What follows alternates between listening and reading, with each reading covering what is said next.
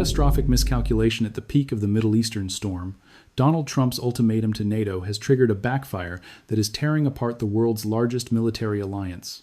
While Iranian hypersonic ballistic missiles continue to rain down on American bases in Qatar and the United Arab Emirates, a historic exodus is unfolding in Brussels.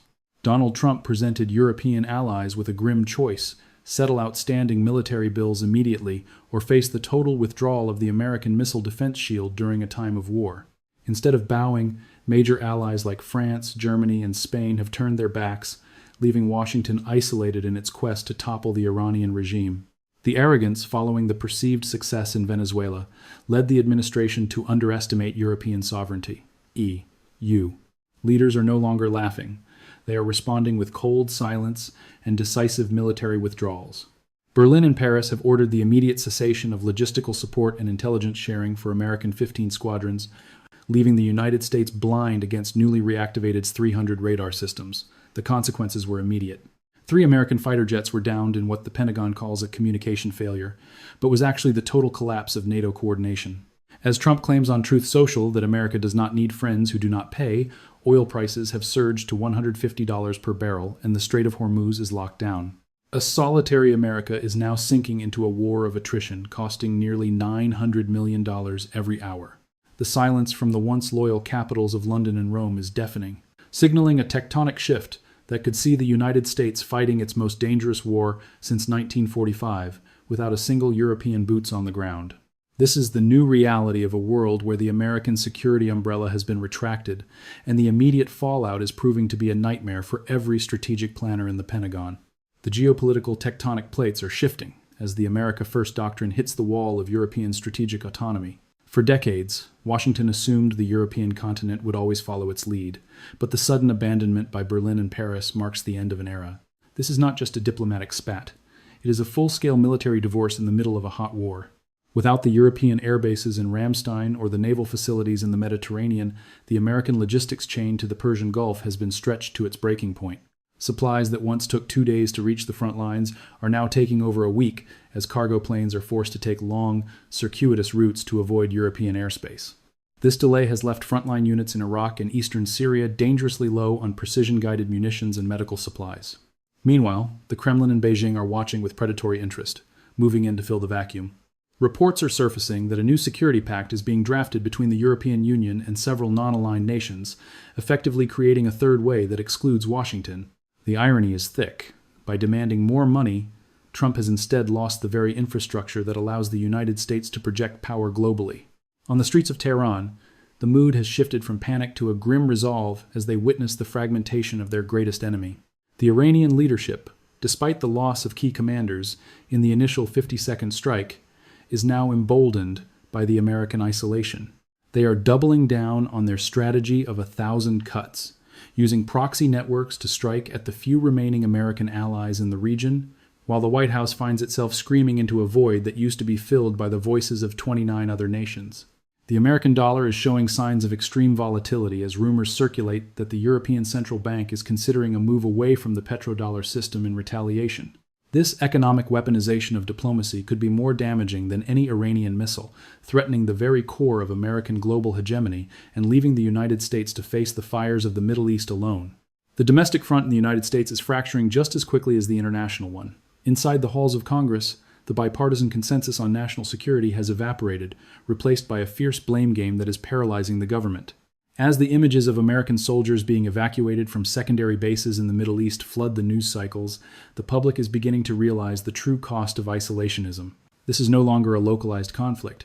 It is a global crisis fueled by a lack of coordination. Trump's critics point to the fact that over 70% of the intelligence used to track Iranian mobile missile launchers came from European assets that have now gone dark.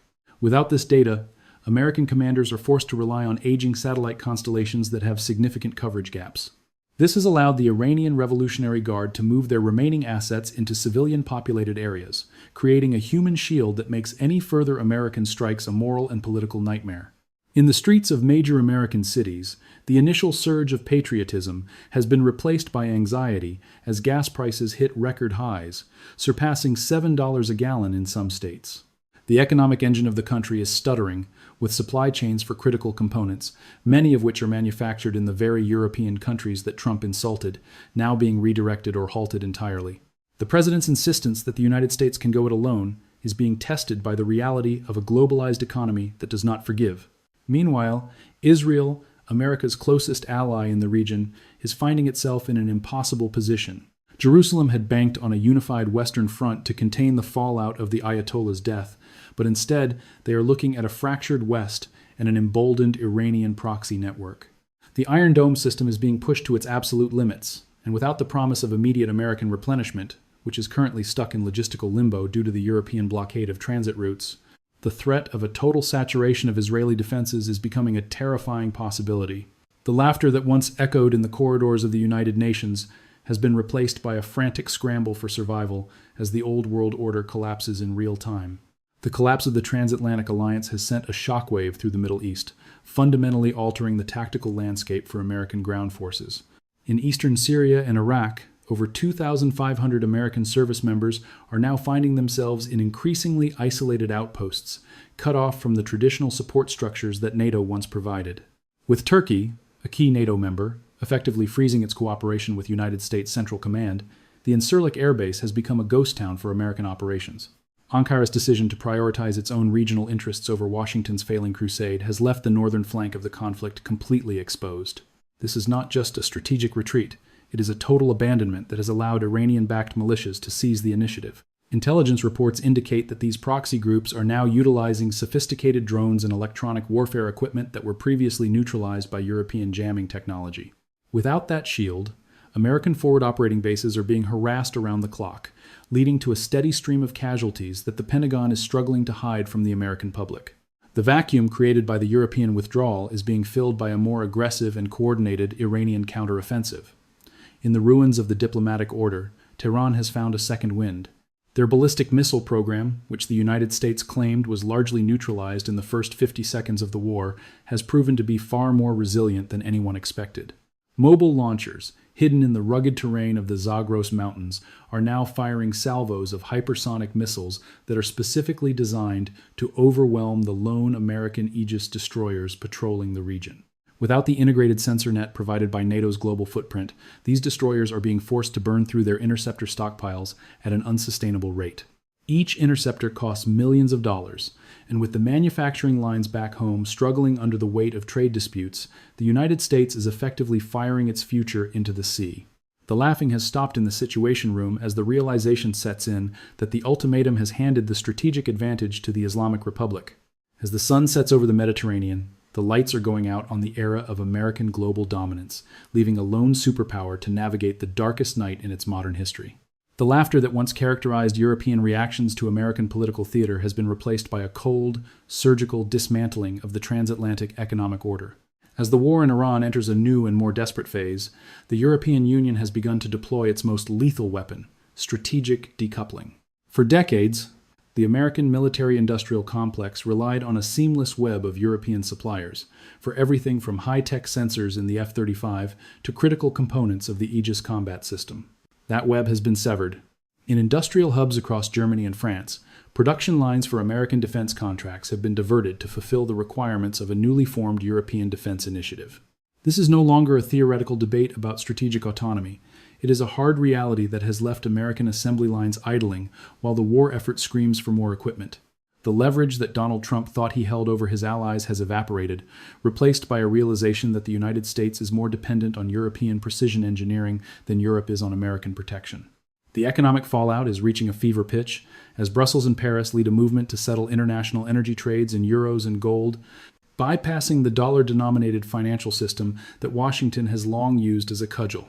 This move, which experts are calling the financial equivalent of a nuclear strike, has caused the value of the greenback to plummet on international markets, making the already astronomical cost of the war even more unbearable for the American taxpayer.